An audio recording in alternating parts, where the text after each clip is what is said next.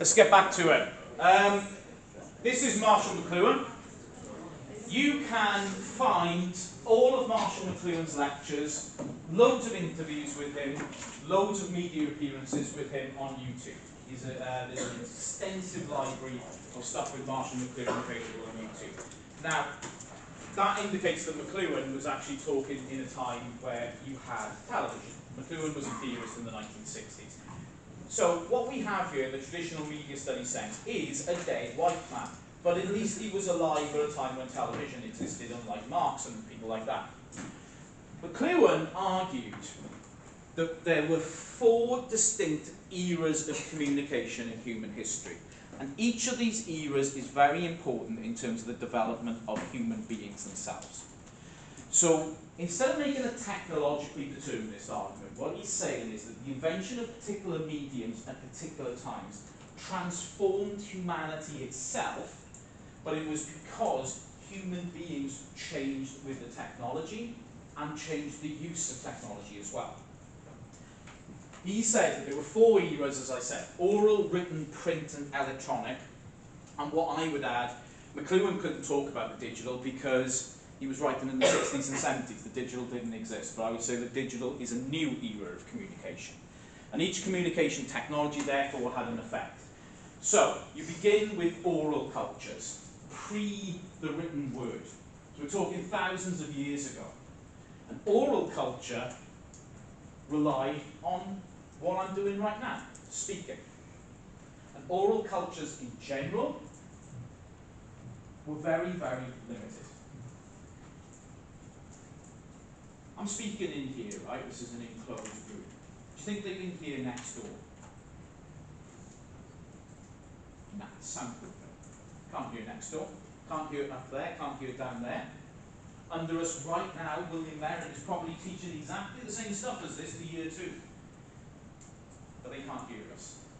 Point being that oral cultures are limited in space. You have to be literally within a range where you can hear somebody speaking in an oral culture. If you don't hear them, there is no communication. In an oral culture, people like poets and bards were very influential.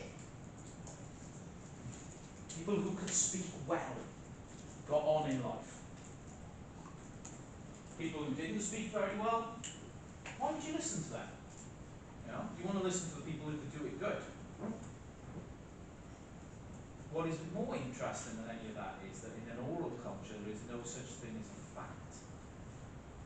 Because everything is opinion.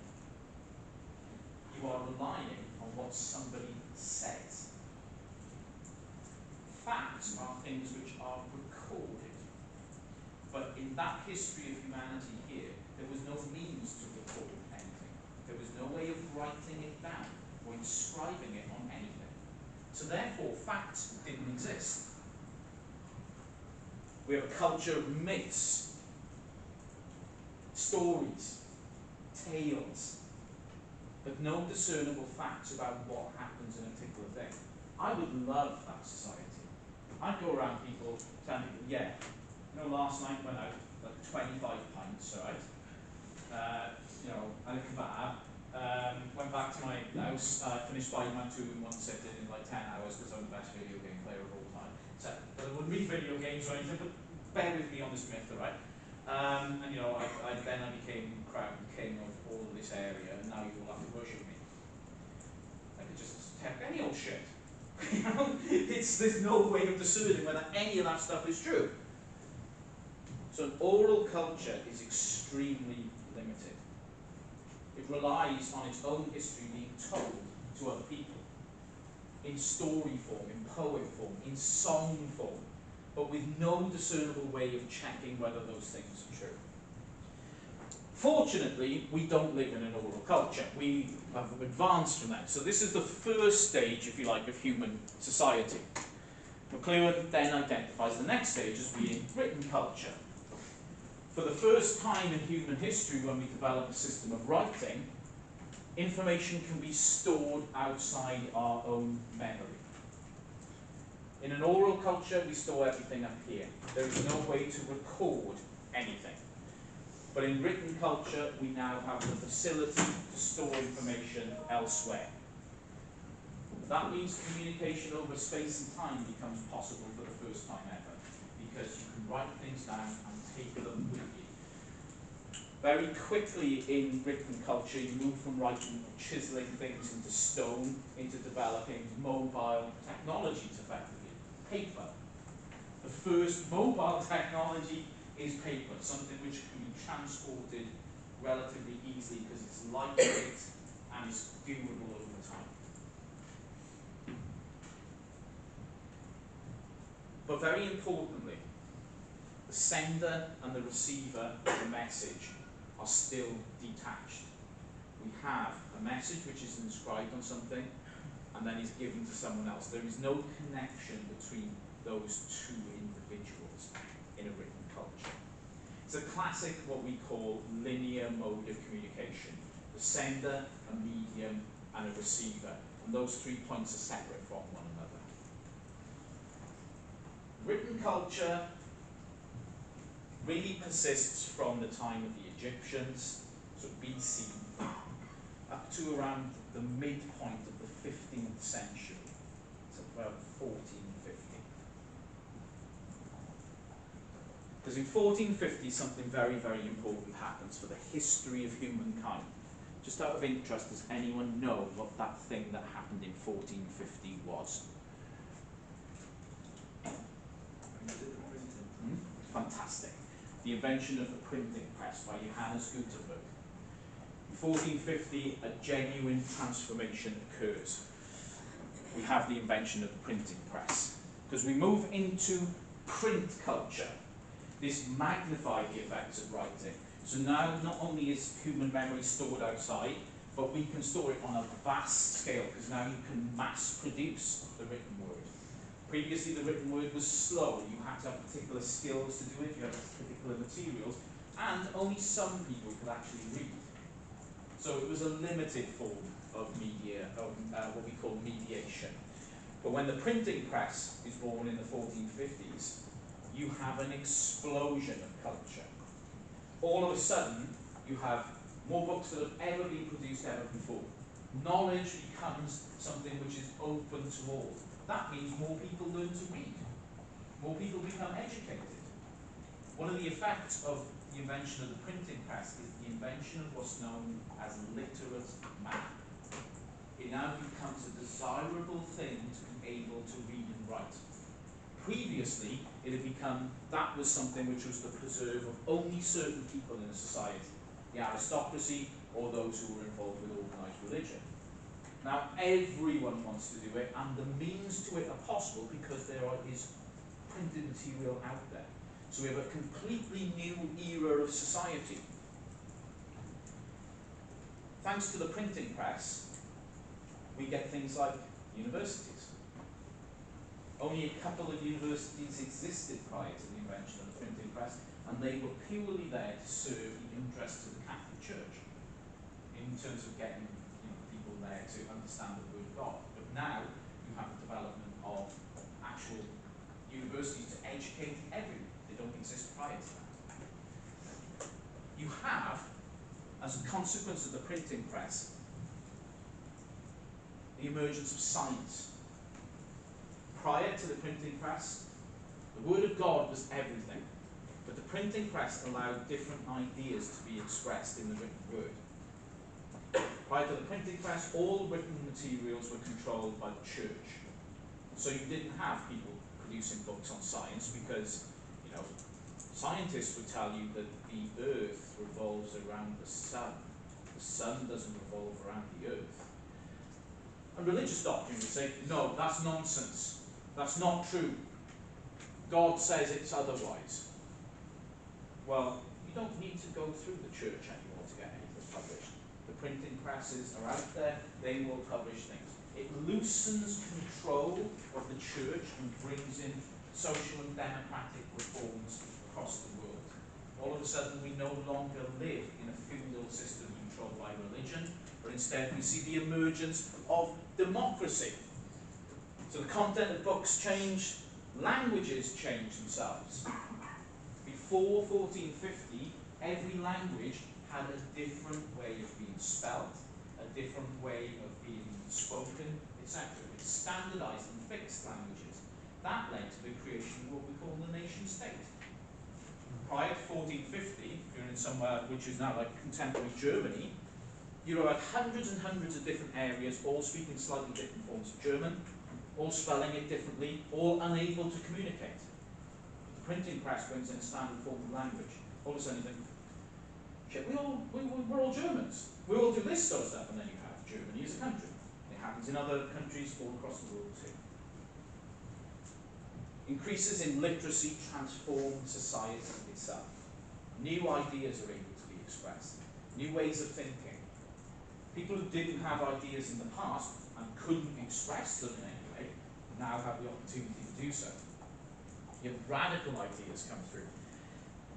Eventually this will lead to what's called the Enlightenment, where science and reason become the primary modes of understanding the world, not religion. And the whole world will change. The printing press, really important as an invention. And print culture is very, very different from the cultures that existed prior to it. And then, not much happens. For a few hundred years we have not a lot of development. But then we develop, in the 19th century, electronic communication. Who can tell me in this room what the first form of electronic communication was?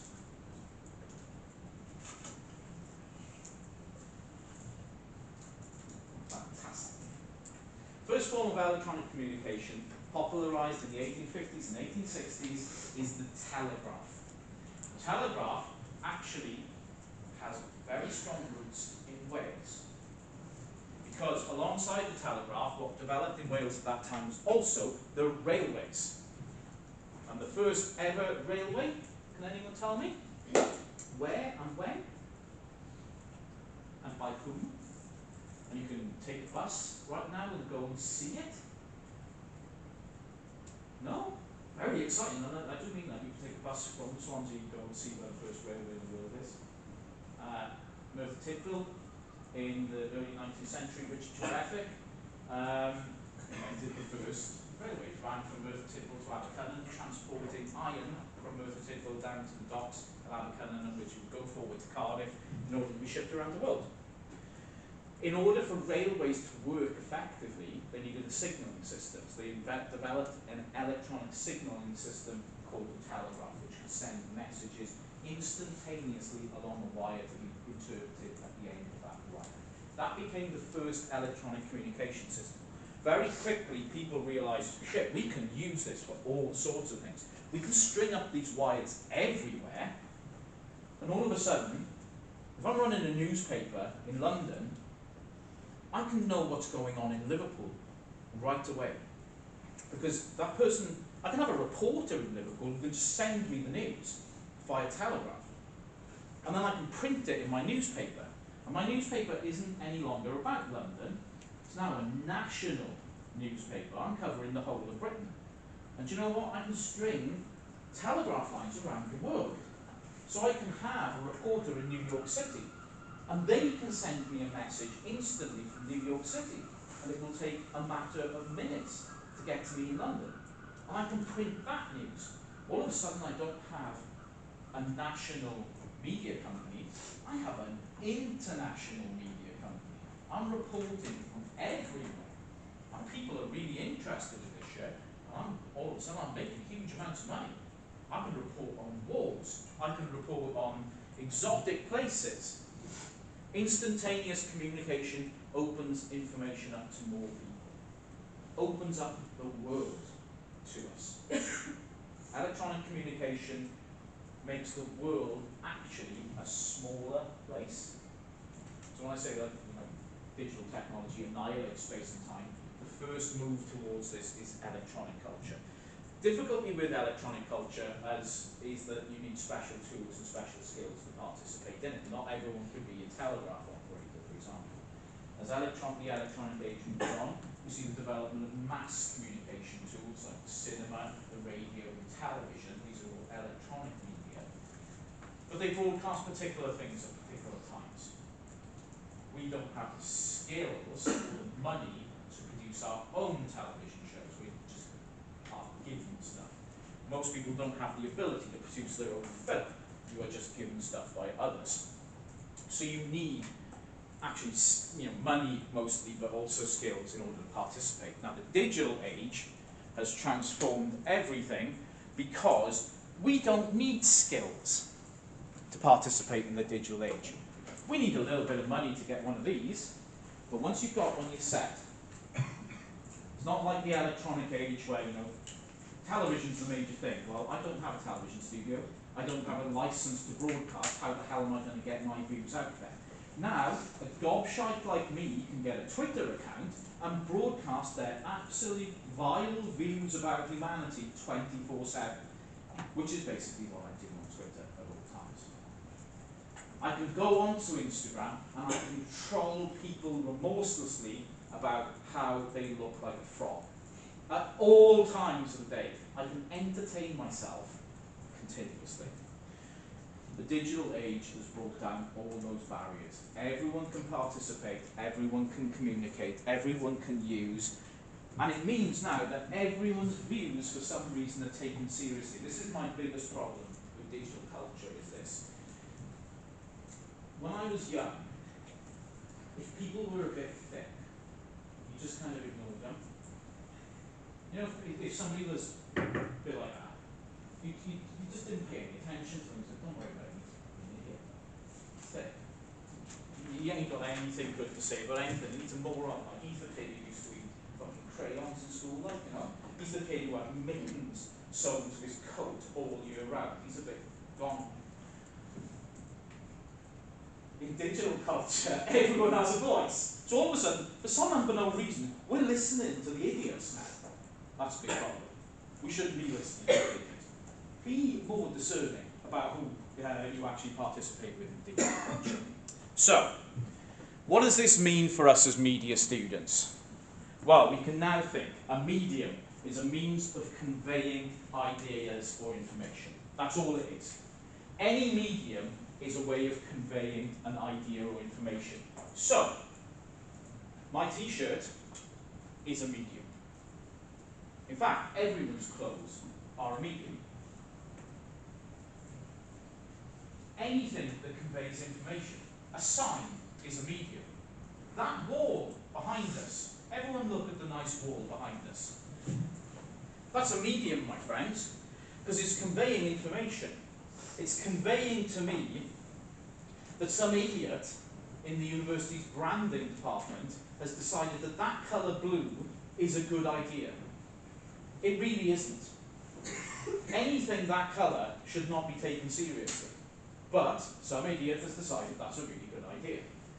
All things that convey information is a medium. So, when we think of what mediums we look at in this topic we're studying, media studies, in this discipline, we're usually encouraged to think of, social media, television, film, newspapers, magazines, etc. Everything is a medium. All things is a medium. That bottle, the famous bottle, that's a medium. It's conveying information. That jazzle, yeah, that is information. Okay. Because a message is carried by that medium. All mediums carry a message. Hence McLuhan argued that the medium is the message. So printing made literature possible. It did not merely encode literature. That is what I mean to say when I say in the not long run that the medium is the message. What is McLuhan saying here? He is saying that the medium is literature. It's not the stuff, the content. The medium itself is literature itself. And literature doesn't just only encode words and ideas, it transforms society. As a medium, literature had a transformative effect on human beings themselves. In the pre-literary age, we had a particular way of living. In the post-literature age, That way of living itself is completely changed. What the medium is the message means is we look at the medium and then we assess what that change is. That's the message. Medium, the thing. Message, how it changes human relations, how it changes society. It's one of the most misunderstood terms in all of media studies, the medium is the message, but it's really simple. Medium, the actual medium itself, the stuff. Message, how society, how humanity, how everything has changed after it. And every medium has an effect. McLuhan argues that all mediums operate as an extension of man.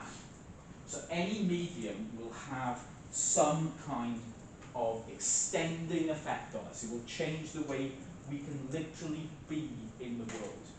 So my glasses are therefore a medium. Because at the moment I can see everyone.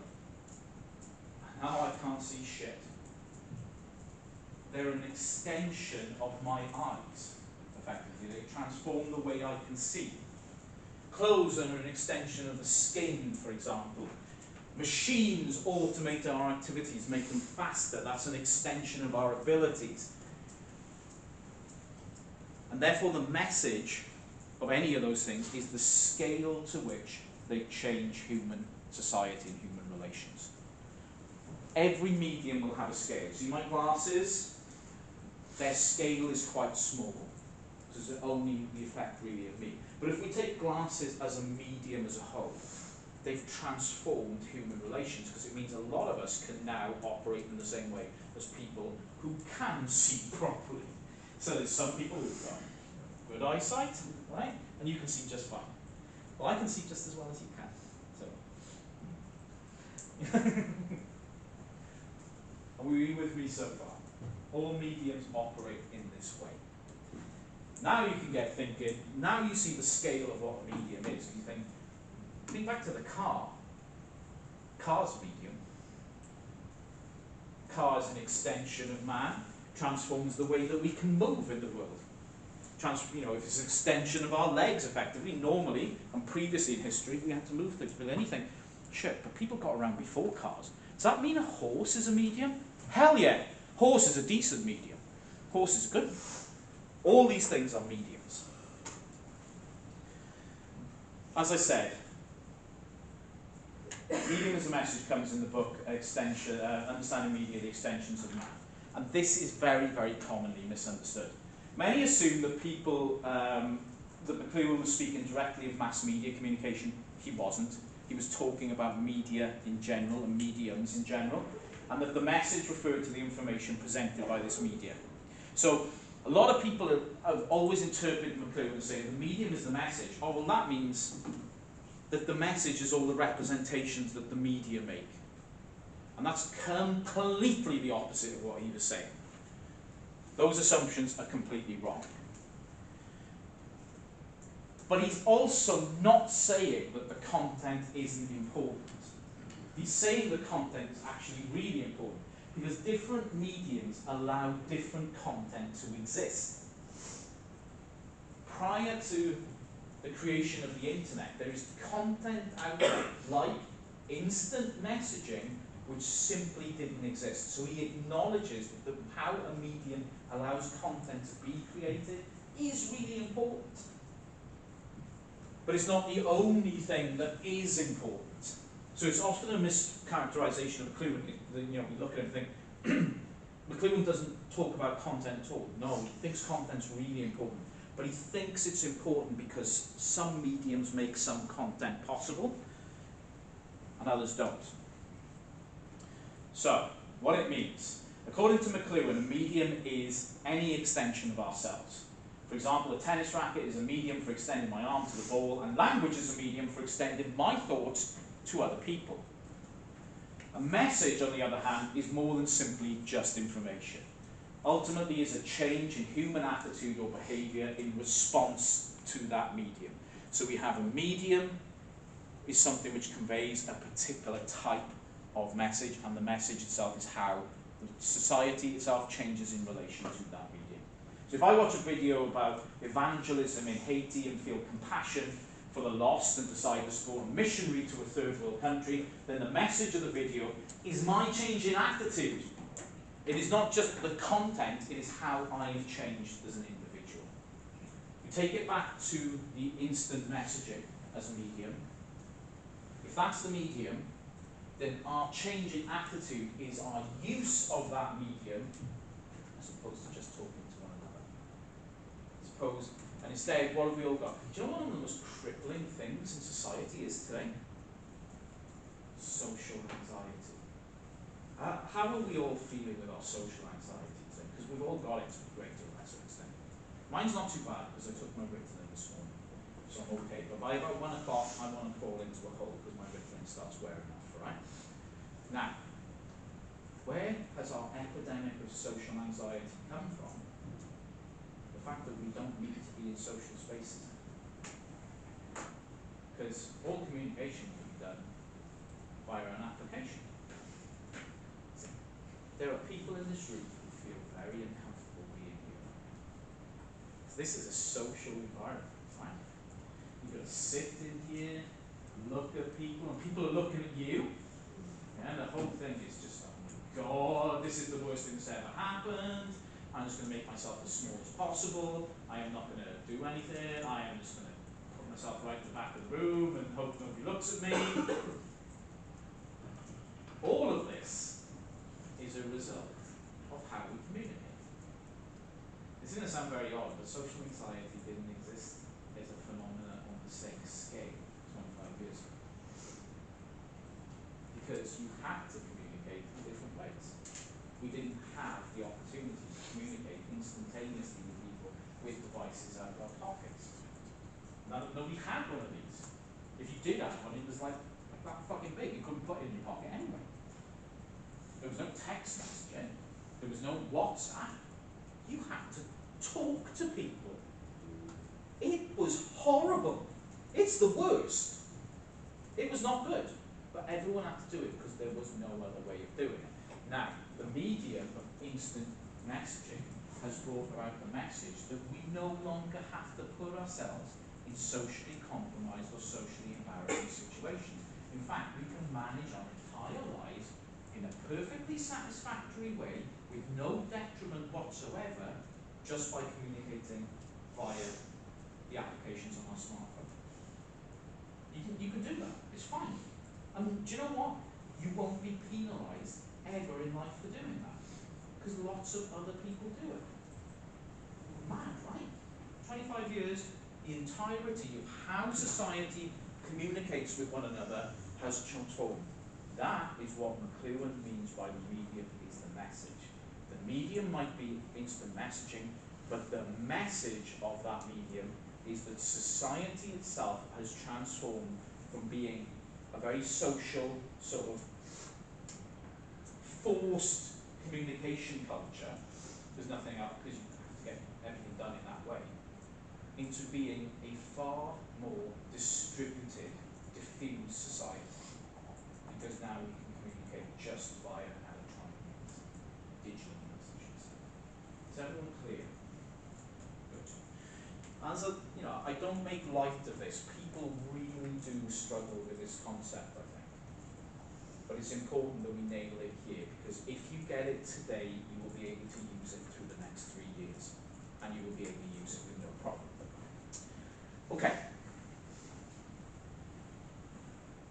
We've got a little bit of time, which is good. McLuhan says the medium is the message. He means that the way to understand the nature of anything we create and evaluate its effectiveness is by taking note of the changes it brings about.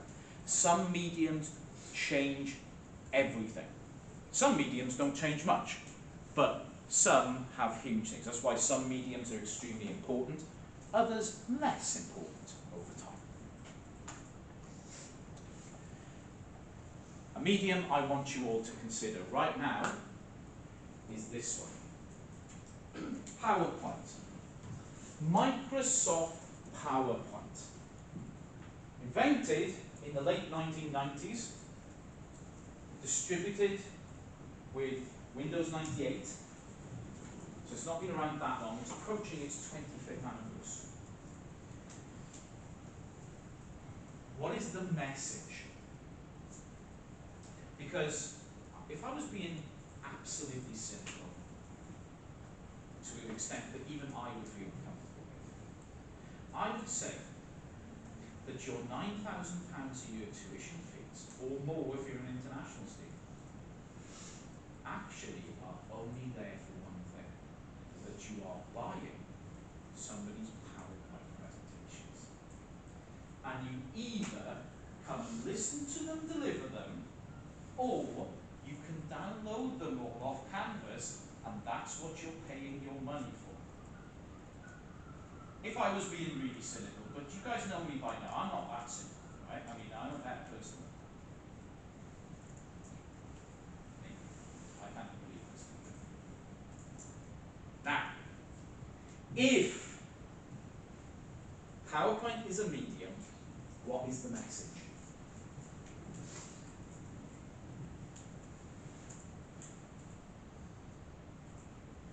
PowerPoint's the medium. Think that.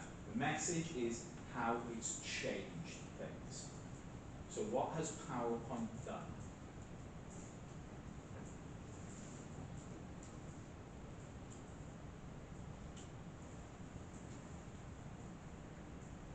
I know you know what to say, you're just not saying it. I can see. Ben? Well, it's brought like changing the way that we learn. Yes. It is brought to change about the way you learn. Now Ben's a very reserved character, right? So he's like, the answer's there, Ben's like there, but he won't go that far. You know, in a couple of years' time, Ben will be knocking these out of the park. But right now, we're just going to let Ben stop a little bit short, right? Now, what Ben actually means to say is this. PowerPoint is education. It hasn't just changed the way you learn. PowerPoint is what you learn. PowerPoint is everything that you have. Did you have lots of PowerPoint presentations in school? Yeah. And when did they start in school? Right from the beginning? Do you recognize any kind of learning that you've done from year one onwards which didn't involve PowerPoint? It's everything. Now, here's the thing. I can deliver this lecture, no problem, without PowerPoint. Won't be a problem at all. Do you know why? I know all this stuff. That's why I've got a doctorate. I know all this shit already. I could quite happily stand in front and just tell you this. And do you know what would happen if I did that? I'd get my ass fired. Very, very quickly. Because loads of people in this room, and they're not going to make themselves apparent right now, loads of people in this room, if that happened, would say, oh my God, Latham's the worst lecturer that there's ever been because he doesn't use PowerPoint. I can't follow what he's saying. I don't understand what he's talking about. And there's no notes to catch up on Canvas because he hasn't done the PowerPoints. There would be loads of people who would be out for my blood. And do you know what? It wouldn't be their fault. It wouldn't be like a personal thing. Although they might make it personal. But actually, the way I understand it is, it wouldn't be personal. Because this is education. And if somebody steps outside that and tries to do it differently, people are like, what's going on? I don't understand. I don't get it. I'm really panicking now. I don't know how to follow a 2-hour lecture without these notes because you're used to seeing it all the time. So if somebody stopped doing it, you're like, shit, how do I even do this? When I was a university student as an undergraduate, PowerPoint only just existed, but there were no projectors. There were no screens. I had to come to rooms like this and listen to somebody talk for 2 hours and take notes on a pen and a piece of paper. And if I didn't do that, I didn't pass, because that was the information. In a typical 2-hour lecture, I would take about 18 pages of notes. His face. You think I'm making it up, but not. That's exactly what happened. Now what that proves is it can be done. But you know what? You guys don't have the discipline anymore. That sounds terrible. It's like, you guys don't have the discipline. That's nothing to do with you guys. Your education has been all the way through on this medium. You've never had to have those disciplines. And we couldn't change that right now. I couldn't come in here and just do a lecture like straight off the top of my head. I mean, I can do it, but it would be a horrendous experience for you guys. I would be failing every one of you if I tried to do that, because you've never been exposed to that. You're not used to it. The medium, PowerPoint, has transformed education. So if I stepped outside of the medium, literally I wouldn't be educating. It would not work as education. There'd be no learning going on. Hence, that's why we all do them. Because if we were to stop doing them, it would be massively problematic. So when we think about it and say, well, you will hear this, somebody will say this at some point, that my degree has only been, £9,000 for buying somebody's PowerPoints. You think about it, well, yeah, but if we didn't do the PowerPoints, it wouldn't be an education, because this is what education is today, because the whole of education has transformed over the past 25 years to be this form of delivery. If we didn't do this, it would simply be such an alien experience for everyone. It'd be really problematic. When I worked at the University of Brighton, I tried ditching PowerPoint. I taught a third year module on what's called environmental media. Right? I did no PowerPoints whatsoever. I got students to read a couple of papers every week on issues with environment and media. And then we literally just had a discussion. We had like 45-minute discussion the first one, took a break, 45-minute discussion the second one. I did use a screen. I used to just type up most of the points that we made during it, and that was how we got summaries and things, and that's basically how we did it. It only worked because there was like 6 students on that module. If there was any more than that, it wouldn't have worked. It can be done, but not like this. Not with like 50, 60 people. It just can't be done. The medium completely transforms education. That's the message. Are we all good? Do we understand how that fits together? Fantastic.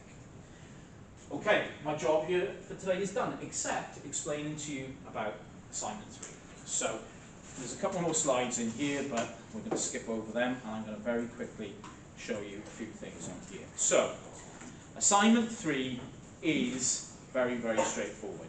Now, first thing I would do when you're approaching this assignment is click on this. It tells you assignment due date 5th of December at 2 p.m. and then it gives you the brief for the assignment. If you're not paying attention right now, don't worry, because I'll put a video up with all this stuff in as well. This is an individual assignment, so you're not working in pairs or anything like that. Each of you will be allocated a media theory topic, which you will need to use ChatGPT or another AI language generator to produce short definition of that term. Now, while I'm doing this, if you haven't found your topic yet, right at the top here, there's a document. You can look up your student number or your family name, and it will tell you exactly what your topic is going to be. So you've all been assigned. Somebody has got Marshall McLuhan. Exciting. I guess that will be really fucking easy after today. So look up what your term is. Then I just want you to go and use an AI language generator to define that term. So you can ask ChatGPT, define, or tell me who Marshall McLuhan is, and it will give you an answer. And that answer, first part of the assignment, I want you to take what language generator you've used, what term you've put in, and the answer is given you, and copy and paste them into a document. Okay? First part of the assignment done. Length of time to do the first part of the assignment, about 3 seconds, basically. Okay? It does get more complicated from that point onwards. Once you have that definition or that explanation, I then want you to criticize it. One of the issues that we have with AI at the moment is that people are taking it and thinking, that's something I can use. Very often it isn't, unfortunately. So what I would like you to do is to produce just a 250 word commentary on that. 250 words, one paragraph. Simon sounds so big, right? But this is really small. One paragraph I want you to write, which critically analyses the output that you've been given by AI. Critically always means that you use academic material to analyse with. So I want you to go to a textbook or a dictionary of media and communication, and on that topic, on that suggestion, what you will note is I have given you in assignment 3 a dictionary of media and communication by James Watson and Anne Hill that you can use to look up your term, and you can also use the course textbook for this, which has a glossary in the back, so you can just look up your key term, or we'll use the index to look up where your term occurs in the book, and use that material to critically analyse, or basically, to put it in short, what ChatGPT isn't telling you. Okay? Now, I have even been so kind as to write a model answer. So in my model answer, as you can see here, I'm just going to make that a bit bigger. I've given myself the term virtual reality. I've said what prompt I use. I've said what AI tool I used. I put the definition in here. That's what the AI gave me. And then this is my response to that 250 words. So I'm giving you a model from which you can work off. I cheated on this because I just copied and pasted that out of the book I wrote about virtual reality. So I picked the term that I knew I'd be able to do this well. But actually, you know, if I did that, if I handed it in, I'd give myself like 85, 90. I think I'd be okay with that kind of mark. Of course, I wouldn't be allowed to mark it, but that's a different thing. So you have the task. You know what your topic is, you can look it up. Won't take you very long to do the first part of it, and then I just want you to go away, research the term that you've been given, and tell me what's wrong with that AI definition. And that's all you have to do. See you next week.